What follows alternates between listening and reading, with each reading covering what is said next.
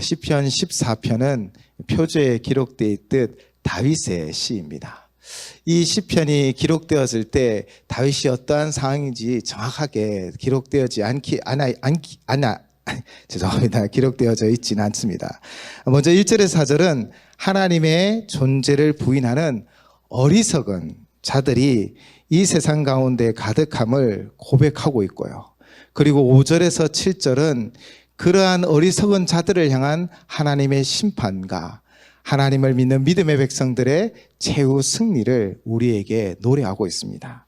먼저 1절 말씀입니다. 어리석은 자는 그의 마음에 이르기를 하나님이 없다 하는도다. 그들은 부패하고 그 행실이 가증하니 선을 행하는 자가 없도다. 아멘.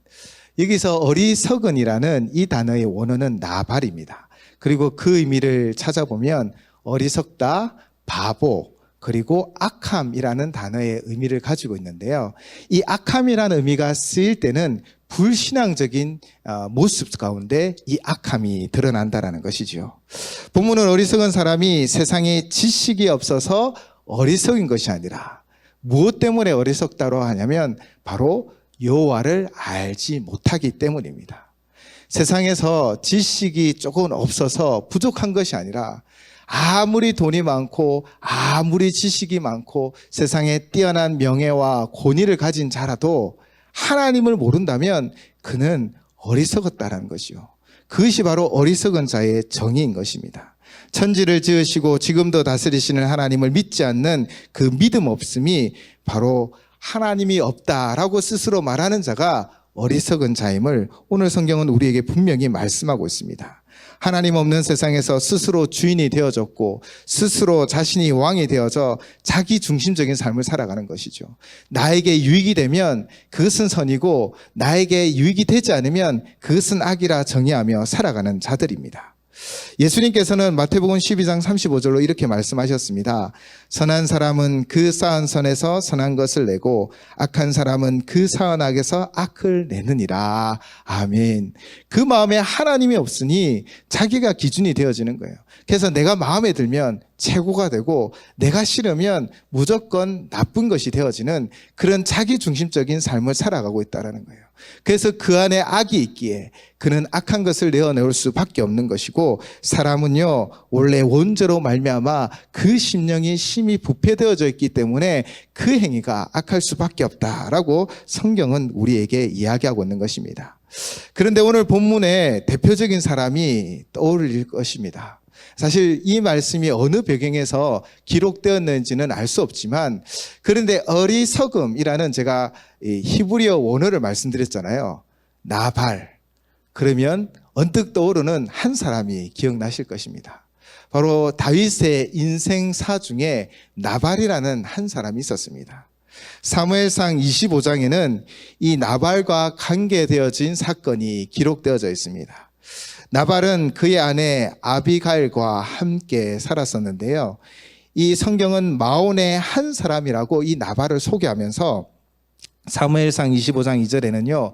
그가 양이 3,000마리였고 염소가 1,000마리였다라고 그 숫자를 정확히 기록하므로 이 나발이 그 시대에 얼마나 큰 부자였는지를 이야기하고 있습니다. 그런데 이 나발이 어느 때냐면 바로 양의 털을 깎을 때, 즉 이 양의 털을 깎는 일은 보통 봄이 지나서 행해졌는데 이 양의 털을 깎는 날에는요 큰 잔치를 베풉니다. 그래서 수고한 자들의 임금도 주고요. 또 고기를 잡아서 마음껏 잔치를 열어 먹는 날이고 또 나그네들에게 많은 것들을 베푸는 그런 잔치 날이었던 것이죠. 그때 이 일이 발생했습니다. 나발은 어리석고 악하여서 이 나그네 대접하라는 신명기 10장 19절의 말씀도 무시하는 자였습니다. 그래서 그의 악함이 바로 자신은 자만하고 욕심이 많고 양떼가 많은 것으로 인하여 다윗을 무시하고 모욕하는 일이 생겼습니다. 어떤 때 바로 양털을 깎는 때 다윗은 소년들에게 말하여 이 나발에게 은혜를 입기를 원했습니다. 그 내용이 사무엘상 25장 7절로 8절로 이렇게 기록되어져 있습니다. 내게 양털 깎는 자들이 있다 함을 이제 내가 들었노라. 내 목자들이 우리와 함께 있었으나 우리가 그들을 해하지 아니하였고 그들이 갈멜에 있는 동안에 그들의 것을 하나도 잃지 아니하였나니 내 소년들에게 물으면 그들이 내게 말하리라. 그런즉 내 소년들이 내게 은혜를 얻게 하라. 우리가 좋은 날에 왔은즉 내 손에 있는 대로 내 종들과 내 아들 다윗에게 주기를 원하노라 하더라 하라. 아멘. 어떤 내용입니까? 이 양털을 깎는 날이 잔칫날이기에 또 그동안의 수고에 대한 보상이 있기 때문에 다윗이 갈멜에서 그들의 양들을 지키며 보호해주고 선하게 그들을 대하였기 때문에 그 나발에게 이때의 은혜를 잊기를 원했던 것이지요. 그런데 나발이 어떤 반응을 하였습니까? 그 이름의 뜻처럼 정말 어리석고 또 제가 말씀드렸죠. 불신앙적인 요소에 있어서는 악하다라고요. 바로 악하게 반응합니다. 사무엘상 25장 10절 11절 말씀입니다. 나발이 다윗의 사환들에게 대답하여 이르되 다윗은 누구며 이새의 아들은 누구냐? 요즘에 각기 주인에게서 억지로 떠난 종이 많도다. 내가 어찌 내 떡과 물과 내 양털 깎은 자를 위하여 잡은 고기를 가져다가 어디서 왔는지도 알지 못하는 자들에게 주겠느냐 한지라. 이 나발의 말을 한번 들어보십시오. 물론 지금 왕이 사울 왕이고 그에 쫓겨서 도망자이기 때문에 사울 왕이 두려워서 이럴 수 있다라고 말씀할 수도 있겠지만, 그런데 그가 말하는 지금 뉘앙스를 살펴보면 그는 나는 부자고 나는 가진 것이 다 있고 너는 도망자고 아무것도 가진 것 없는 주제에 나에게 왜서 무슨 손을 벌리냐라는 식으로 지금 다윗을 모욕하고 모독하고 있는 것이지요. 그는 다윗이 이새의 아들이라고 말하고 있습니다. 그러니 이미 다윗에 대하여 알고 있는 거예요. 또 사울 왕을 피하여 나그네가 되었다라는 것도 알고 있습니다. 그럼에도 불구하고 11절에 보시면 어디서 왔는지도 알지 못하는 자에게 주겠느냐라며 지금 모욕하고 있는 것이죠. 앞에서 말씀드렸듯이 양털 깎는 날은 잔칫날이에요. 이 잔칫날에 우리나라도 이렇게 베풀고 섬기고 나누는 것이 당연한 것임에도 불구하고 이 악한 나발은 자기의 것을 움켜쥐고는 나누어 주지 아니하죠. 가난하고 연약하고 때로는 힘없이 보이는 자들을 무시하는 그런 어리석은 자였습니다. 결국 다윗은 이 분노를 참지 않습니다. 얼마나 그들에게 선으로 대했습니까? 그들의 보호자가 되어줘서 목자들이 눈을 뜨고 밤을 지샐 때 함께 지새며 그 양들을 지키지 않았습니까? 그래서 다윗은요 400명의 무리를 거느리고 칼을 차고 그에게 나아갑니다. 그리고 그 마음에 다짐하기를 선을 악으로 갚는 이 죄에 대하여 심판하여 내가 한 사람도 남기지 않겠노라 라고 그렇게 결심을 하며 칼을 차고 나아가고 있는 것이죠. 절체절명의 위기가 이 나발 앞에 다가오고 있지만 그날 밤에도 나발은 그냥 즐기고 영을 즐기며 아마 술 취하고 아마 그렇게 있었을 것입니다. 그런데 이 소식을 종들이 들은 거예요. 다윗이 화가 나서 지금 우리를 치러 온다라는 것을 그들이 누구에게 알리냐면 나발에게 가지 않았습니다. 그의 아내 아비가일에게 가서 그 모든 사실을 이야기합니다. 그들도 알았던 것 같아요. 이 나발이 어리석은 자요 악한 주인이라는 것을요. 그래서 아비가일 그 아내에게 지혜로운 아이에게 가서 이 모든 것을 이야기하고 아비가일이 이렇게 준비합니다. 떡 200덩이, 포도주 2가죽 부대, 요리한 양 5마리, 볶은 고식 5스아, 건포도 100송이와 무화과 뭉치 200개를 가져다가 나귀를 싣고 먼저 보내는 거예요. 다윗에게. 지금 이 순간에 이만큼 준비할 만큼 이 집에는 가진 것이 너무나 많았어요. 그럼에도 불구하고 나발은 나눌 줄 모르는 거예요. 다윗을 만난 아비가일은 정중하게 나발의 죄를 자신의 죄인 것처럼 고백하며 회개하고 잘못을 시인하며 용서를 구합니다. 자신은 다윗의 소년들을 만나지 못했고 이야기를 듣지 못했기 때문에 이 사항에 대해 알지 못합니다. 그러나 이 모든 것은 우리의 허물이요 죄인이 우리를 용서하시고 또 살아계신 여호와 하나님이 보복하려는 다윗을 막으려는 뜻입니다 라고 이야기합니다. 그 고백이 사무엘상 25장 25절로 26절로 기록되어 있습니다. 제가 봉독하겠습니다.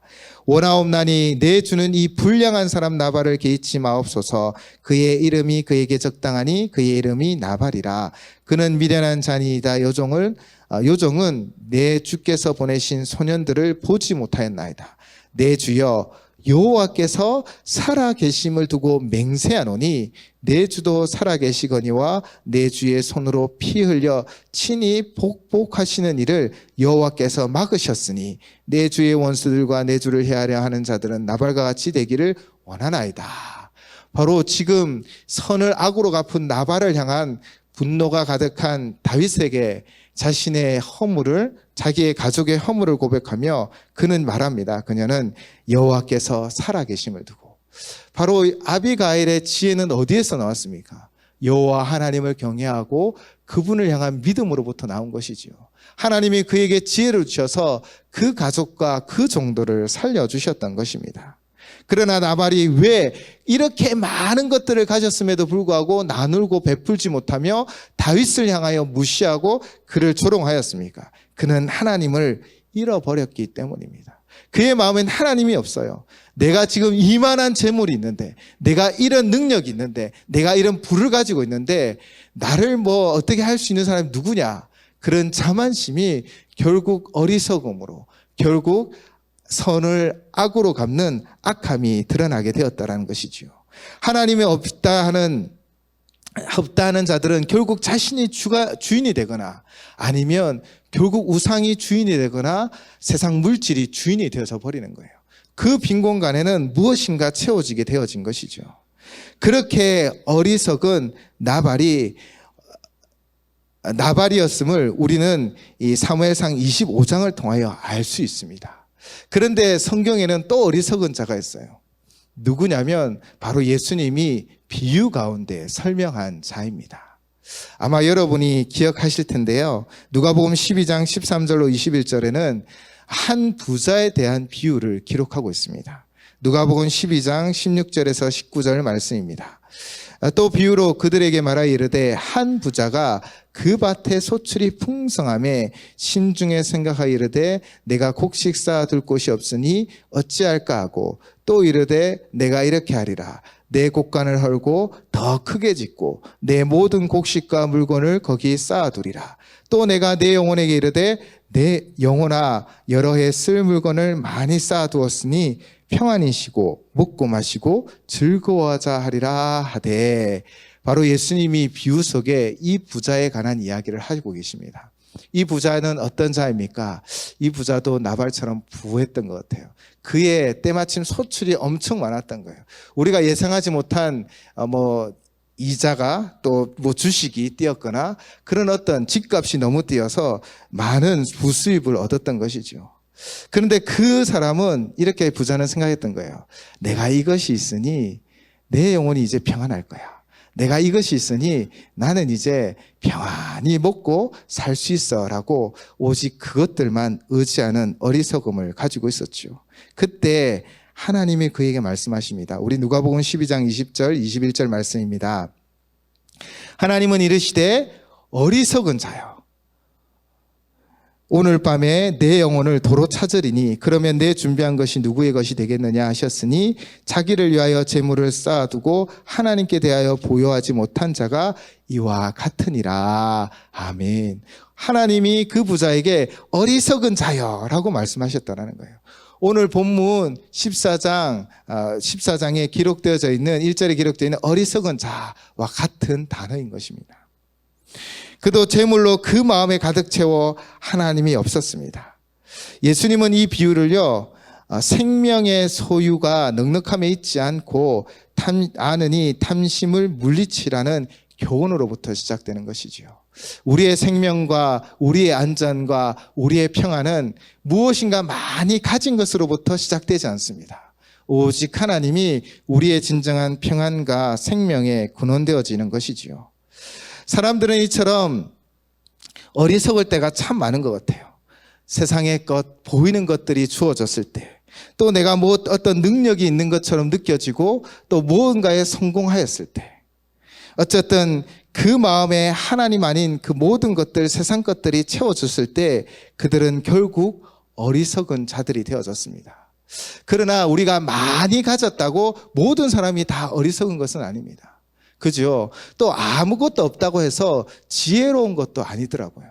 많은 것을 가졌을지라도 하나님이 나의 소망이 되십니다라는 믿음으로 헌신하며 봉사하고 충성하는 자들이 있었고, 또 아무것도 없을지라도 나는 내 마음대로 살 거야 라고 살아가는 사람들이 종종 있더라고요. 어쨌든 이 어리석은 사람들이 하나님을 몰아내고 스스로 주인이 되어 살아가는 것입니다. 부자도 그 심령에 하나님이 아닌 그 재물과 보이는 것들로 가득 채웠다라는 것이지요. 그런데 이런 사람들이 한두 사람이 아니라는 것입니다. 오늘 본문 2절 3절 우리 한 목소리로 함께 봉독하도록 하겠습니다. 오늘 본문 2절 3절입니다. 시작.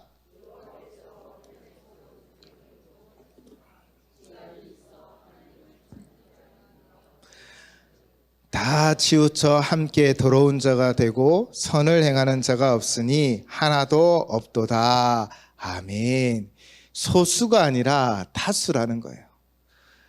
원죄를 가진 인간들이 예수 그리스도를 만나지 않은 채 살아가면서 이 죄의 습성에 따라 하나님을 모른 채 하고 그 죄 가운데 살아간다라는 것입니다. 세상의 중심에 자신을 두고 살아가는 것이지요. 세상에 많은 사람들이 이렇게 다 치우쳐 악을 행하기에 결국 하나님을 믿는 믿음의 백성들은 이 땅 가운데 고달픈 삶을 살 때도 사실 종종 있는 것 같습니다. 지금 다윗을 보십시오. 그는 선으로 나발에게 대우해야 했습니다. 그들의 양떼를 지켜주며 같이 밤도 세워주었고요. 맹수가 찾아왔을 때는 그 맹수와 함께 싸워주기도 하였습니다. 그럼에도 불구하고 그는 조롱을 받기도 하였던 것이지요. 4절 말씀입니다. 제약을 행하는 자는 다 무지하냐. 그들이 떡 먹듯이 내 백성을 먹으면서 여호와를 부르지 아니하는도다. 아멘. 제약을 행하는 자들이 이렇게 무지하다라는 것입니다. 그들은 백성들, 하나님 믿는 믿음의 백성들을 때로는 조롱하고 왜 그렇게 한심하게 살아라고 말을 하기도 하는 것 같아요. 매 주일 예배를 참석하는 것, 하나님 앞에 예배 드리며 마음을 들여 예물을 드린 것조차도 조롱의 대상이 되어지기도 합니다. 사무엘상의 나발처럼 하나님을 두려워하지 않고 여호와를 찾지 않는 무지 가운데 바로 다윗을 조롱하고 괴롭혔던 것이지요. 그러나 그 결과는 어떠하다라는 것입니까? 세상이 그들이 쥐고 있는 보이는 것들이 좌우지하는 것이 아닙니다. 우리 5절 말씀도 우리 한 목소리로 함께 봉독하도록 하겠습니다. 시작.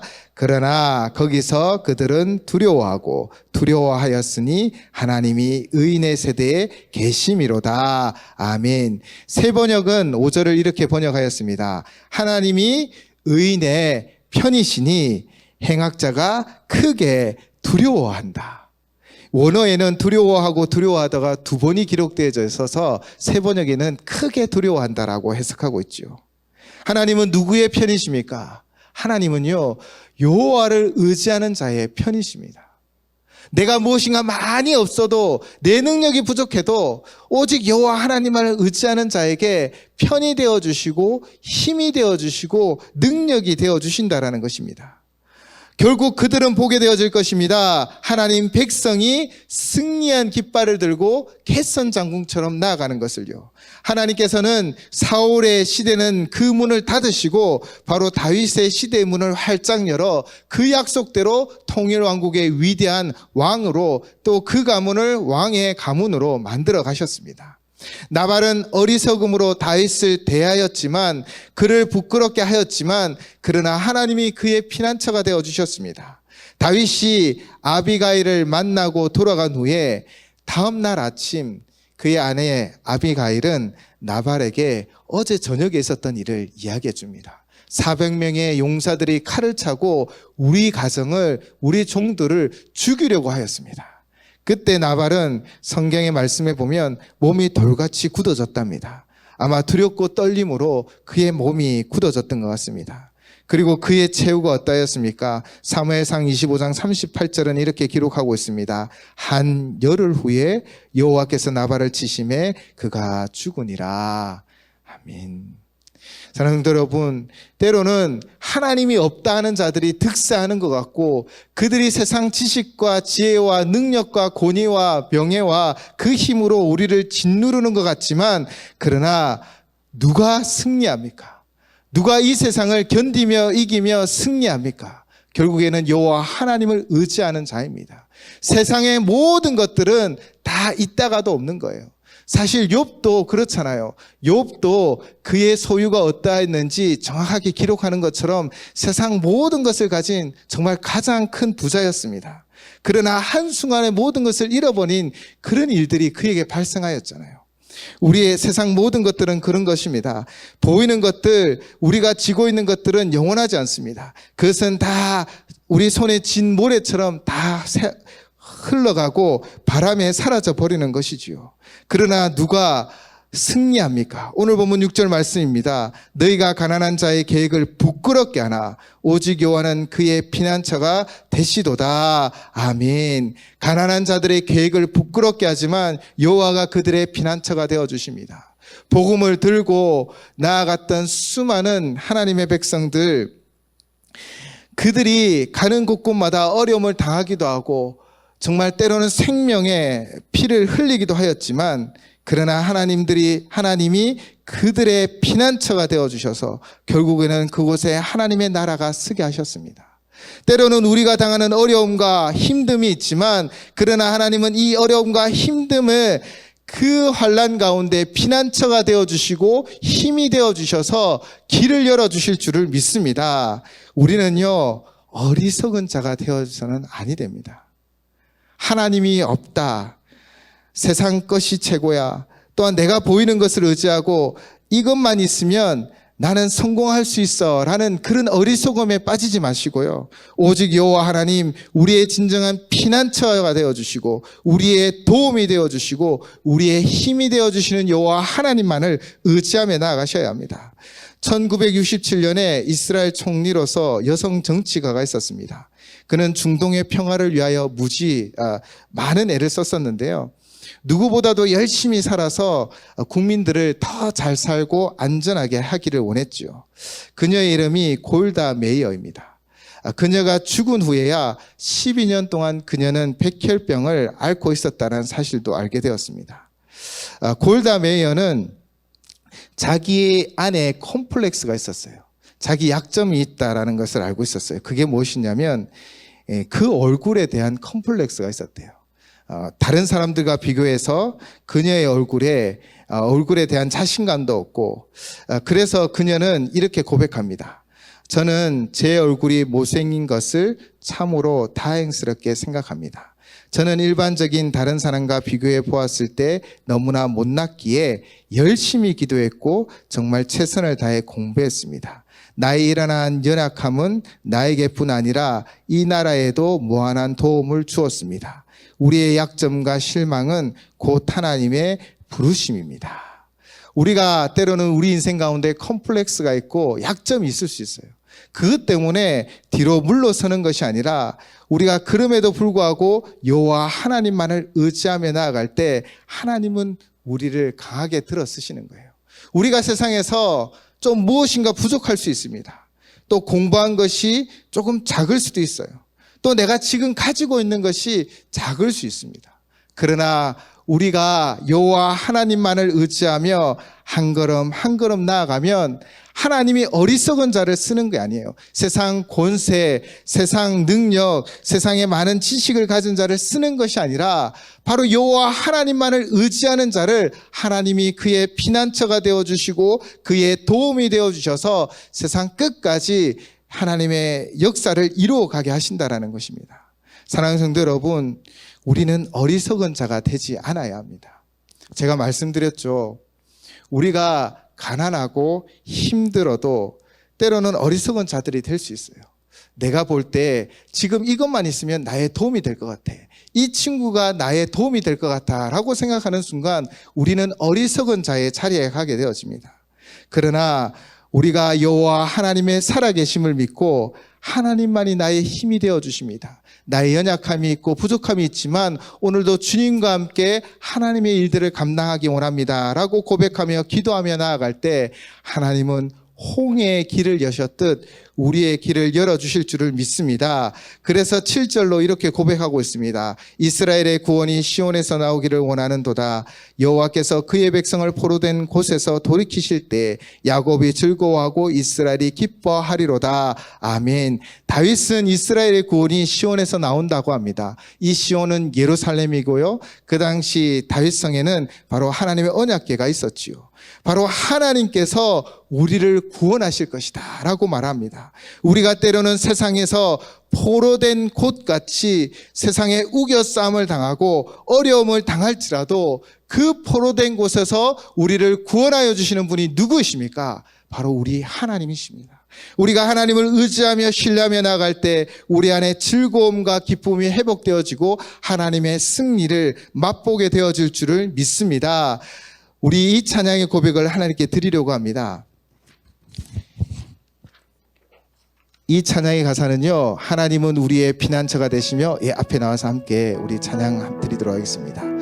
환난 중에 우리의 힘과 도움이시라 라는 고백입니다. 홍해 앞에 있는 이스라엘 백성들을 향하여 하나님 말씀하십니다. 너희는 가만히 있어 주가 하나님됨을 알지어다. 열방과 세계 가운데 주가 높임을 받으리라. 이스라엘 백성들이 가진 것이 없고 능력이 없을지라도 그들이 어리석지 않고 여호와 하나님을 의지하였을 때 홍해의 길을 여셨던 것처럼 오늘도 우리의 삶이 어리석음의 자리가 아니라 바로 여호와 하나님만을 의지하며 나아갈 때 비록 내 안에 약점이 있고 비록 내 안에 부족함이 있을지라도 하나님은 우리를 통하여 위대한 역사를 만들어 가실 줄을 믿습니다. 하나님은 오늘 이렇게 약속하십니다. 우리의 피난처가 되어주겠다고요. 내가 너의 피난처가 되어줄 것이다. 내가 너의 힘이 되어줄 것이다. 내가 너의 길이 되어주실 것이다. 내가 너의 빛이 되어주실 것이다. 우리의 인생길 어리석음이 아니라 여호와 하나님만을 의지하시는 우리의 삶이 되시길 바랍니다. 우리 함께 고백하며 하나님 앞에 나아가겠습니다.